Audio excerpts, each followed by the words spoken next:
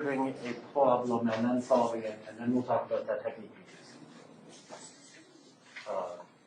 So I'll start by asking you this. The short story, How Much Land Does a Man Require? It's published in the Walk What Men Live by Leo Tolstoy. Some people have read it. Good. I'll give you a very much abbreviated version. So our protagonist, Paco, has sold his soul to the devil. The deal is, devil, I will sell you my soul. In exchange for this, you will give me property and land. Or arrange that I get property and land. And so he gets property and land, he acquires much wealth, he becomes greedy. He learns of a group of people living in a village who have an interesting land acquisition strategy. So you go to the village, you give them some money, you then can have all of the land that you can walk around in one day, from sun up till sundown. And so what does he do? He goes there, he gives them their money, he sets his cross stake, and he starts going. And so he thinks to himself, yeah, I'm acquiring lots and lots of land, so he keeps going. And wouldn't you know it, he has been too greedy. He notices that, oh, the sun is beginning to set. I have to go very quickly to get back to my starting point. If I don't get back there, then I haven't enclosed anything, and I get nothing. So he poise very quickly. He travels with much speed back to the place where he began. He makes it there. The villagers are cheering him on, congratulating him on his good luck. He makes it back to where he's started and immediately dies due to exhaustion and exposure. This is a walk of Russian literature, and so you could have known it would end that way. With the final line of the book being something to the effect of, and so we see the amount of land that a man requires is about 6 foot by 2 foot. Start. So, now you might acquire, we get into this in lots of ways, something about like, be happy with what you have, whatever. Let's not ask those questions. Let's not ask how much land does a man require. Let's ask how much land could this man acquire without dying? There's a goal. So, let's make some simplifying assumptions. Paco has established that he can cover 40 miles in a day. Seems like a lot, but like marathoners do 26 and they run the whole way. It takes way less than a day. Why do it? No mind if the numbers are reasonable. Let's also make the simplifying assumption that his land grab must be in a rectangular shape. So he has to walk some amount east-west, some amount north-south, then back the other direction, back the other direction. So the question is, if he can cover 40 miles in a day, what is the maximum area he can capture? I don't know, maybe there's already like an intuitive answer that someone might have. What do you expect the best shape will probably be? Square. Square seems reasonable. In which case, I guess it would be a distance by distance by distance by distance, 10 by 10 mile square. That seems reasonable. Let's see if the mathematics produces that result. So let's build a model that captures this information. And we'll start with this. So Paco will walk a rectangle with total perimeter 40 miles. He wants to maximize area. So let's try to draw a picture of this rectangle. How many parameters do you need to specify to give a rectangle? 2. You need like a width and a height. So let's just label them however. Doesn't matter what variables you call them. An x by y rectangle. So if Paco will capture this thing and it has perimeter 40 miles, well, what's the perimeter of this x by y rectangle? Yes, so there are 2 answers. So perimeter, on the one hand, it's 40 miles. But what's the perimeter of an x by y rectangle? Yeah, great.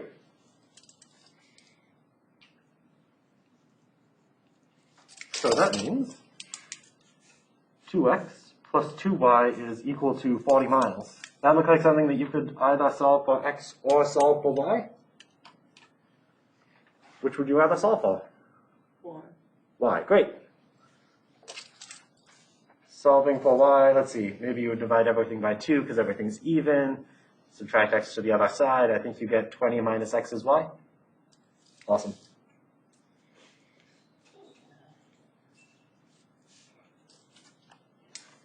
All right, so he wants to maximize the area.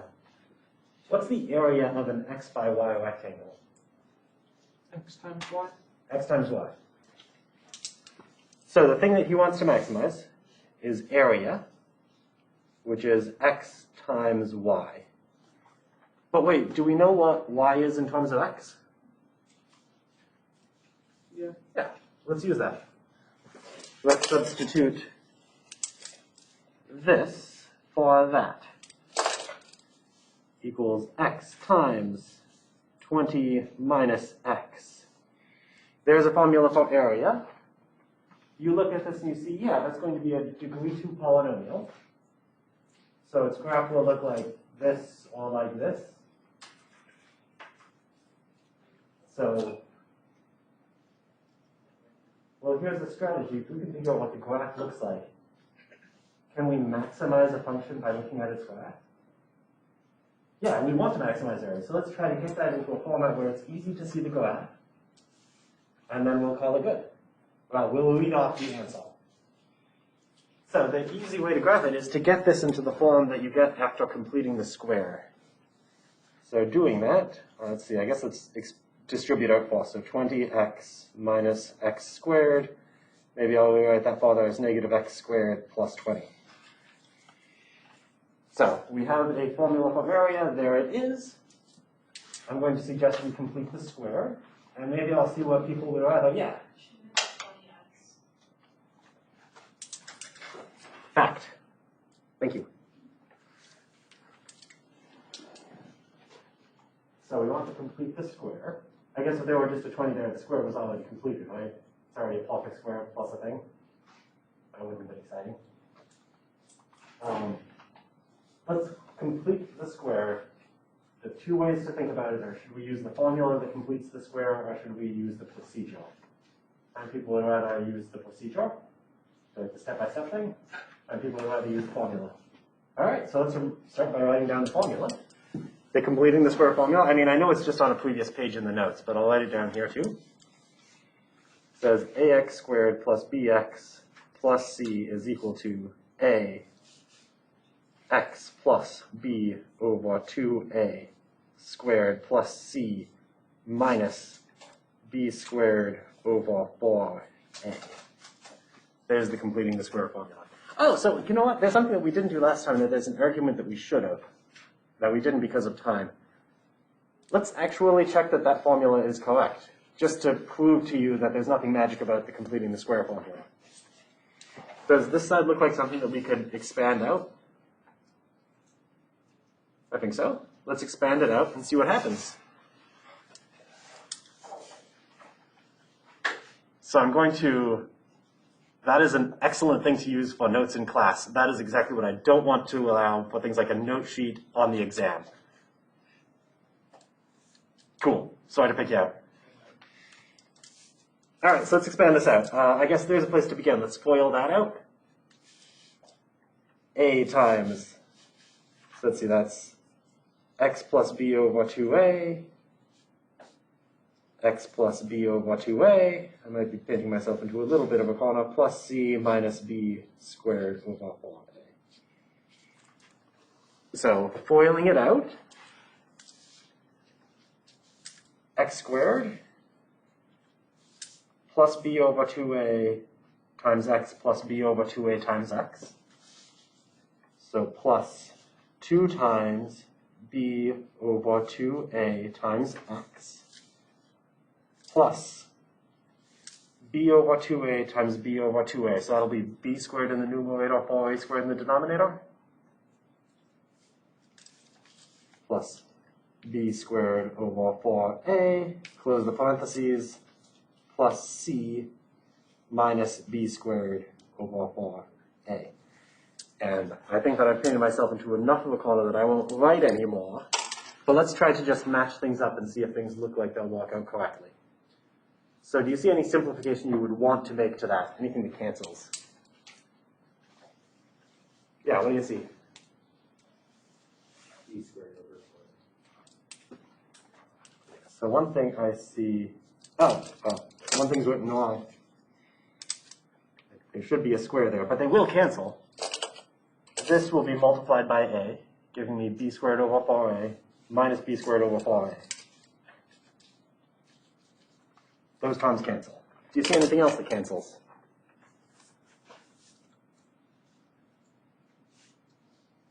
Is there a term that's multiplied by 2 and then divided by 2 immediately? Yeah, there's something. Times 2, divide by 2.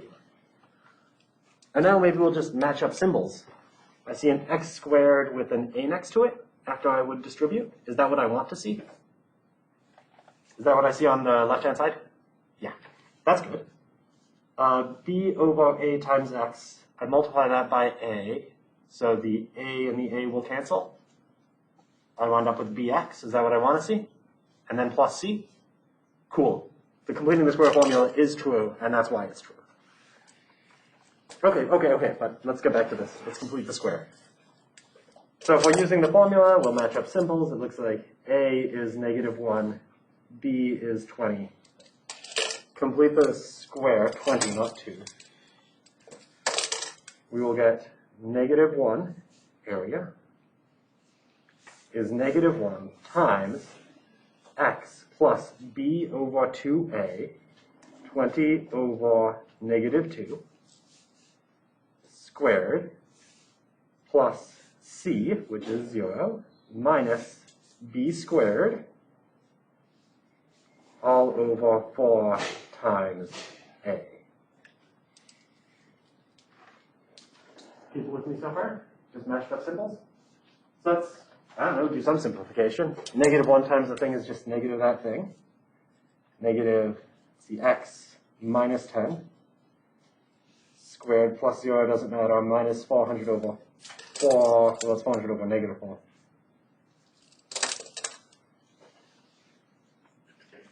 People feel pretty okay? All right, but let's go back to like the plan. Once we've completed the square, we can graph. Once we graph, we can read off what the best choice is. So let's describe the shape of this. So you would get the graph of this by starting with y equals x squared, flipping it over the y-axis, shifting right 10 and up 100. So it looks like I'll see this point that I will call the vortex soon at 10, 100. Then it'll go down.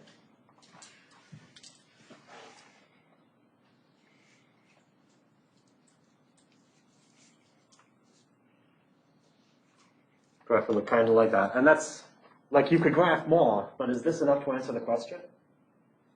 Now, what is the largest area value you see on this graph? 100, great. So the largest area is 100, and I'm not going to worry about units, I'll put them back in a second. What is the x value that results in that? 10. Nice. So that basically answers everything. Let's put the units back. The dimension of Hawkholm's ideal rectangle to maximize height has x, that's like the length of the rectangle, of 10 miles. The area is 100 square miles. So what's the height? Height's the long wall. Length and width. Width would maybe be better. What's the other dimension in this rectangle? 10 miles. Why 10 miles? 20 minus x equals y. 20 minus x equals y.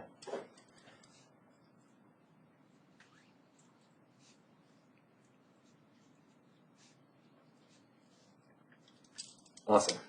People feel good about this? So, let's think about what we just did, and now try to apply it in full generality. Now I won't worry about like where the quadratic that I'm about to think about came from. We'll just use it. All right, so maximizing quadratics. So this is thinking about what will be, we've called the vortex a few times.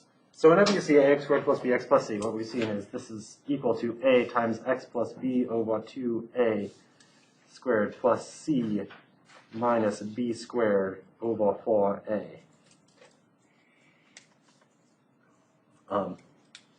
There's just the completing the square formula again. If you graph that, well, that's easy to graph. The a, how big the a is will like stretch, or maybe compress if a is less than 1. It will flip over the y-axis if a is negative. And then there's some translation you need to do to put the graph in the right place. So let's write down the picture. So the resulting graph is a parabola, which will open, let's see, when a is bigger than 0, it'll open upward. It'll open downward when a is less than 0. And in fact, we can locate where the maximum or minimum height occurs. So it will be shifted left by b over 2a. So there's an x-coordinate who's of negative b over 2a. Oh, I'm drawing this wrong. I'm going to move that. The y-coordinate of the vortex will be c minus b squared over 4a. When a is positive, the parabola will open upward. When a is negative, you'll see a very similar picture. You'll see a point at negative b over 2a, with a y value of c minus b squared over 4a, and the parabola will open downward. So all I'm building up to is what's going to go in this theorem in a moment. So if you want to see this graph, does that have a maximum value or a minimum value? A minimum. That point is the smallest y value you see. So it has a minimum. And what x value produces that minimum?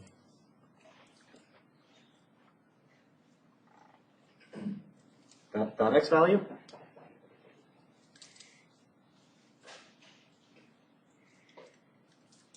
This graph, when a is less than 0, does that have a maximum or a minimum? Maximum. Has a maximum. It's also negative b over 2a, right? And it is achieved at the exact same x value, negative b over 2a. Perfect. Oh, neat.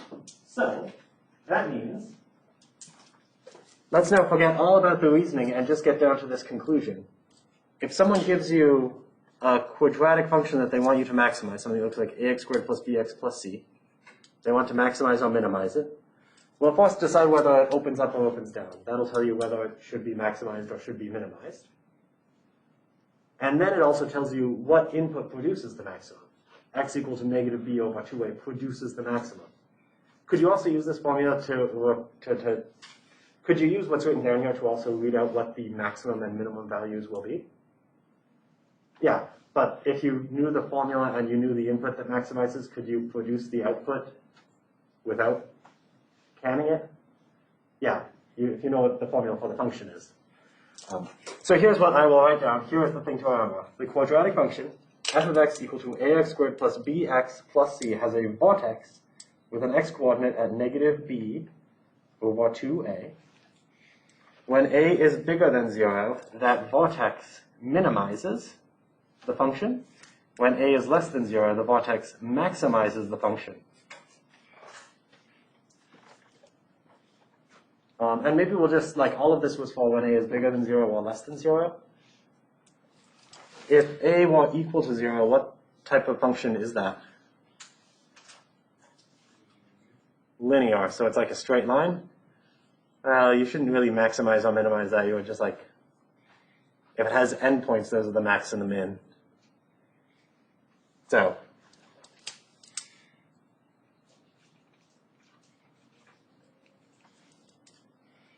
nice. So if you are the type who would want to remember the y value, then we can write that down. The vortex is at x equal to that, y equals c minus b squared over 4a. But that y value, does that look like it's going to be hard to like remember? So I wouldn't try like internalizing that. I would try internalizing this. Cool. So here's what, yeah. Can you just plug in whatever you get for negative b Y value? Absolutely. And that's why you shouldn't remember this.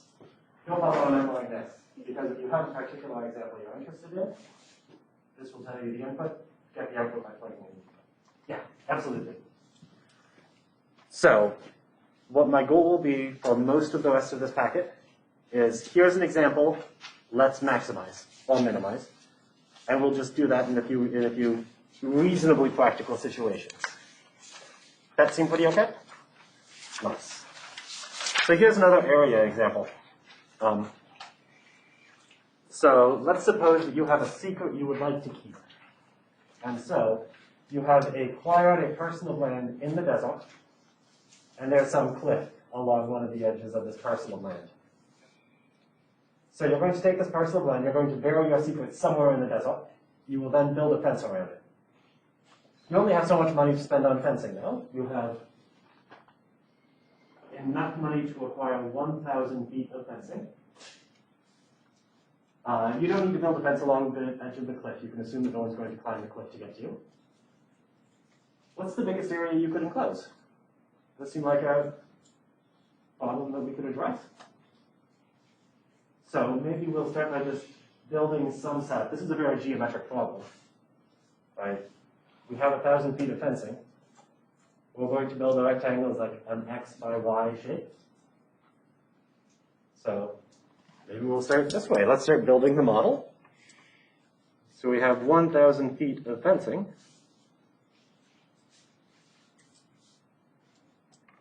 If that is a shape that is an X by Y rectangle, how much fencing have we used?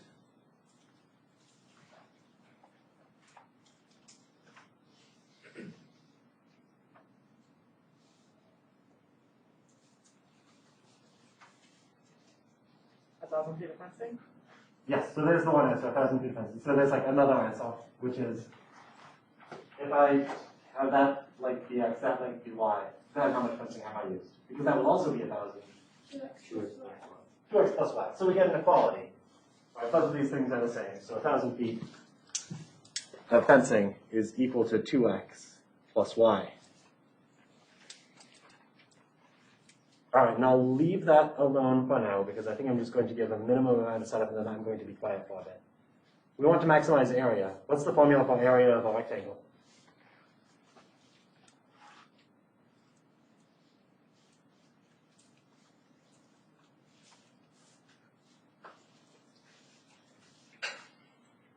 Base times height. Base times height. And you can label the things how you want. I've labeled them as x and y, x times y. Cool. So, this looks like a setup that is pretty familiar from the first example, right? People feel like they can address this from here? All right, then I'll be quiet for a little bit.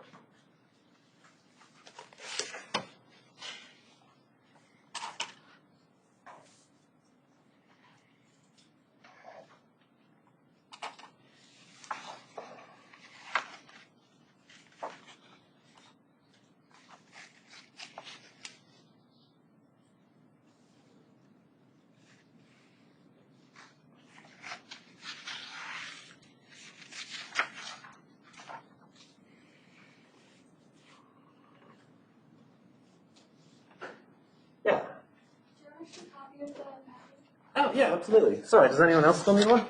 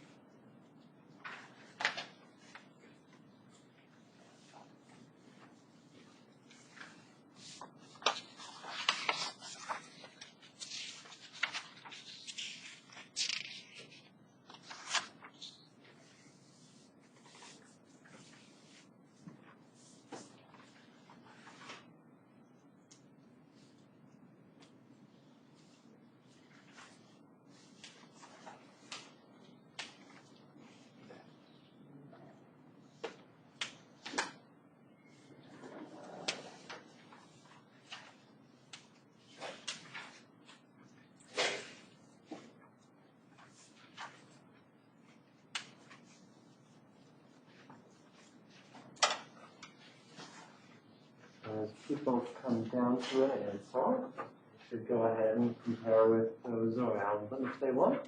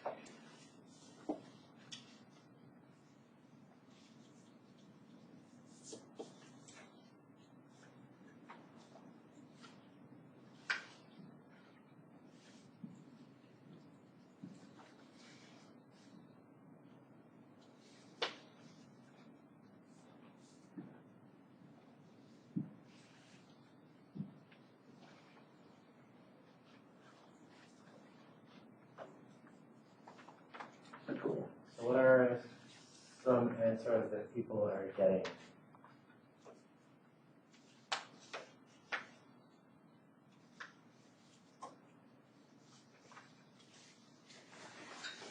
Well, ultimately, should I talk to them in detail? Yeah, let's talk to them in detail. So, here's what the game is going to be. Does this look like an equation that you can either solve for x or solve for y? Which one looks easier to solve for? Cool. We'll solve that for y. In fact, when you solve that for y, what do you get for y?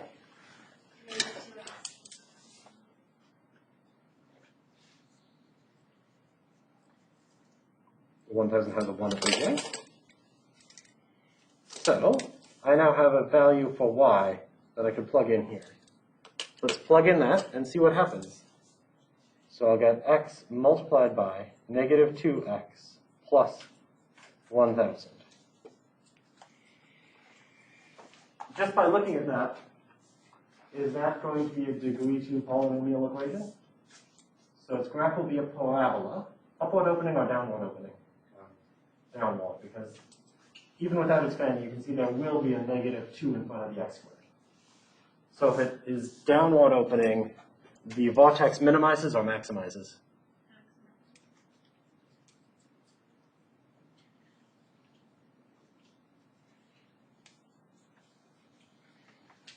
All right, so that means we just need to find the vortex. Is that written down right now in a format to which the vortex formula applies? It can be in a moment though, right? Just like distribute. X times negative 2x is negative 2x squared plus x times 1,000 is 1,000x. So it looks like here we see a b value of 1,000. We see an a value of negative 2. And c is 0. Oh, cool. Now do we know everything we need to apply the vortex formula? So the vortex formula, the vortex is at x equal to negative b over 2a. And now let's just write it out. What's b? 1,000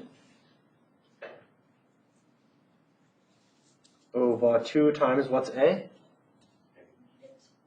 -2. Let's see, double negative cancel. So 1,000 over 4. You move it up. Oh, yeah, thank you.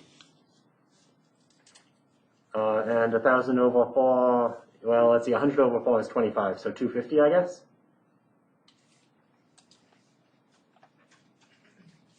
And that gives me the x-coordinate of the vortex. So, let's draw a picture graphically of just what this means.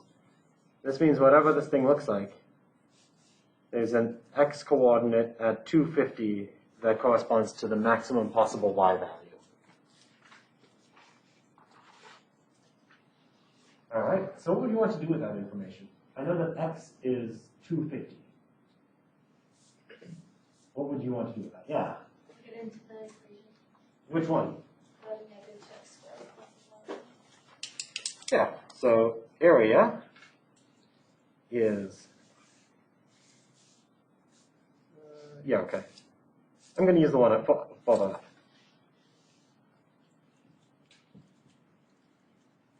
They're equivalent, but I think this one will be slightly less work to use. All right, so plugging these in, I will get 250 multiplied by -2 times 250 plus 1,000. And now I guess we just have to expand that out. So that's 250. Here I see -500. 1,000 minus 500 is 500 again.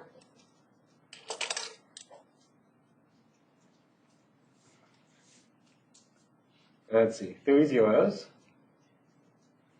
5 times 5 is 25. Carry the 2. 5 times 2 is 10.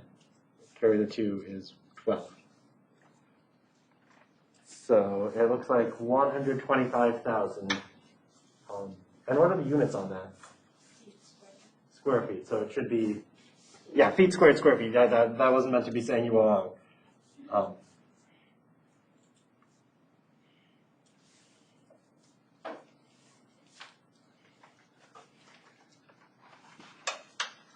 Gives the maximum area. And now let's just go back to the original prompt. Is that literally what this asked us to find? Yeah, I just asked what is the maximum area you can capture, or something to that effect. It didn't ask for what the dimensions of that optimum rectangle are. So, how do people feel about this as an idea? Seems useful?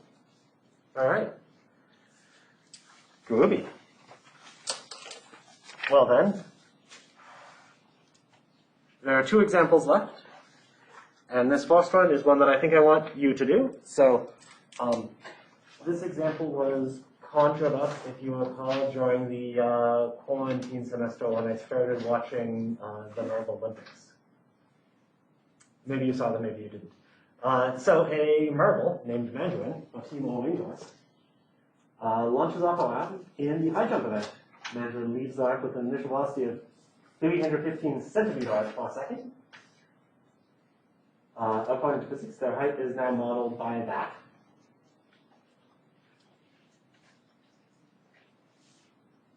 When will Mandarin achieve a maximum height, and what is it?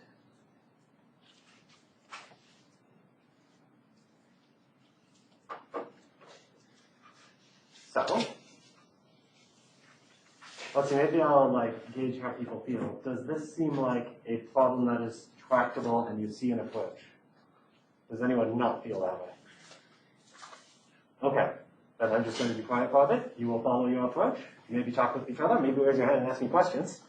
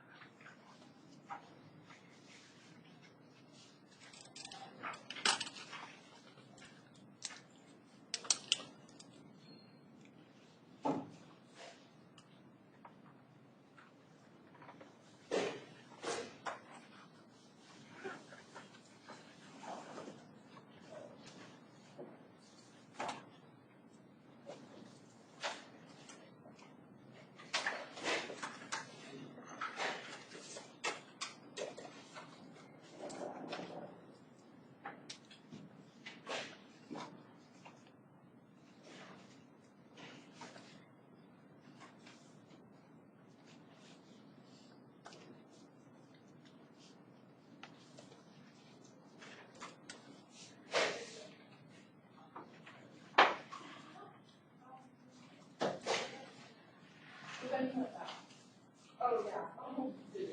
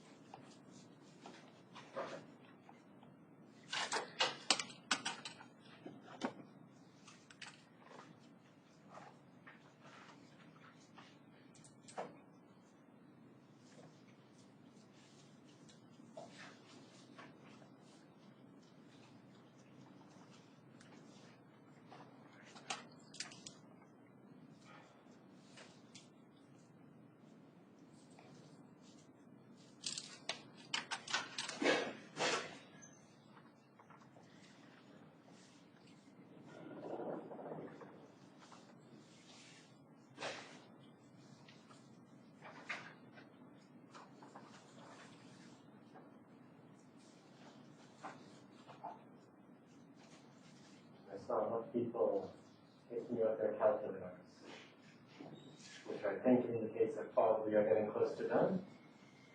I was just getting the final answer on that. Let's see.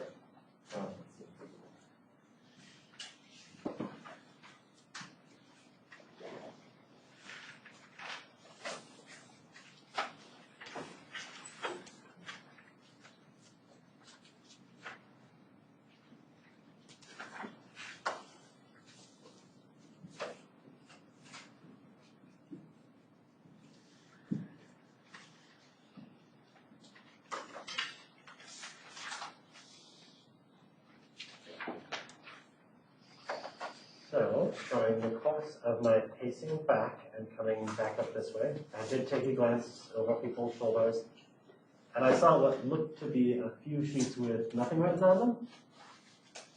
So, as a consequence, I think I want to talk through it. So let's do that. Is this thing a thing that's written in a format that lets us apply the Vortex Formula? Yeah, what's B?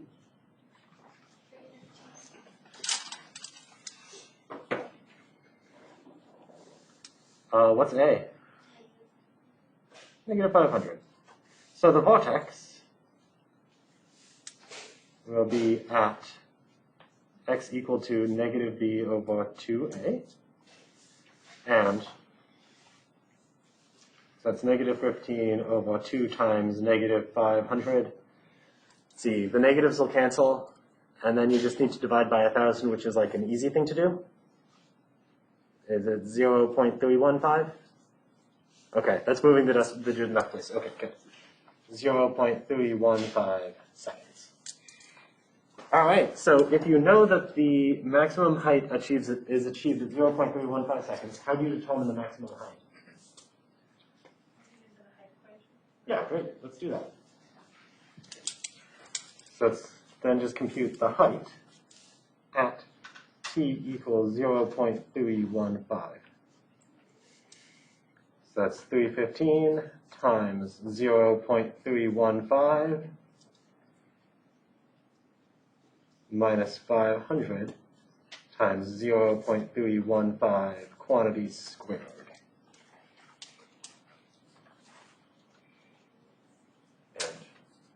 I mean, there's some simplification one could do before actually using a machine, but I think that's not the main point. So using a machine, what is that?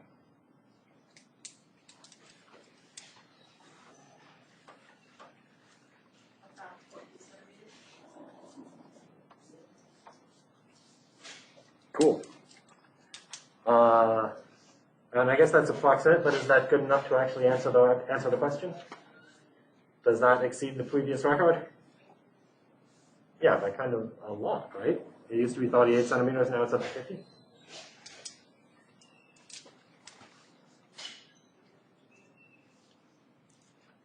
I guess all of this was really supposed to go up there. Yeah. Nice. People feel pretty good about the Vortex Formula's application to optimization? So with 5 minutes remaining, here is the thing to do. The revenue in by the one slot from the sale of P's is modeled as follows. If P is the sale price of the P, then upon selling them to the amount that they will sell, one gets the expected model of negative 1/2 P squared plus 1900 P being the expected revenue. Where at should the one slot set the price in order to maximize said revenue? And I've labeled this as an exit quiz. You will find your answer. And once you are confident in your answer, I'll come check your answer. Nice. Wait, 9 or 4? Then 9 or 4? 9. Okay, cool. So am I right? Yeah, you're good. Yeah. Yes, cool. So, those of you who are right are free to go. If you happen to, yes. Good work, everybody. This is my idea. I want to do this. Yeah, you're good. Wait, maybe I'll make one objection. Oh, I didn't specify the units as the DNA. Okay. Yeah, you have no units, but I didn't specify.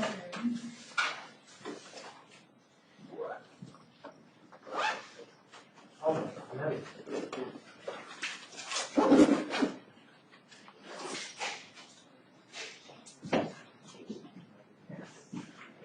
Nice.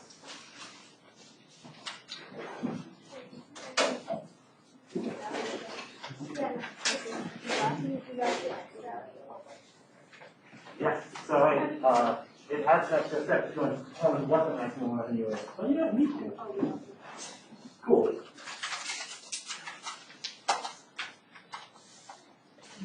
What's 2 times that? So, okay, you'll Google all that on your calculator. And you have mixed error components.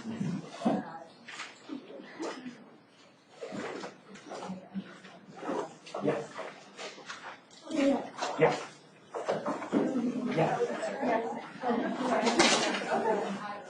Do you have 1900?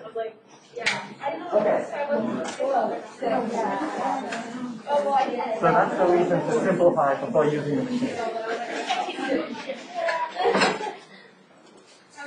You too. Yeah, but yeah,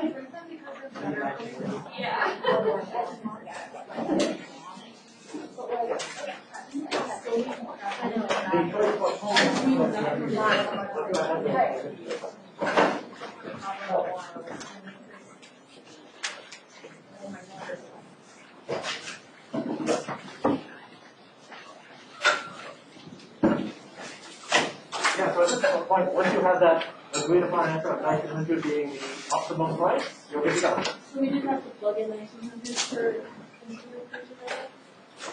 Does it ask you for the maximum revenue? No, plug in. Yeah, that's right. Yeah, that's it. Right, there are 2 reasonable things that you might expect someone is asking you to do when they ask you to max it up. And you can always give extra information. Right. You're welcome. So I guess the reason why I'm just more like a multiple choice question, I might try to trick you by getting the best input and the best output. Thank you. Yeah.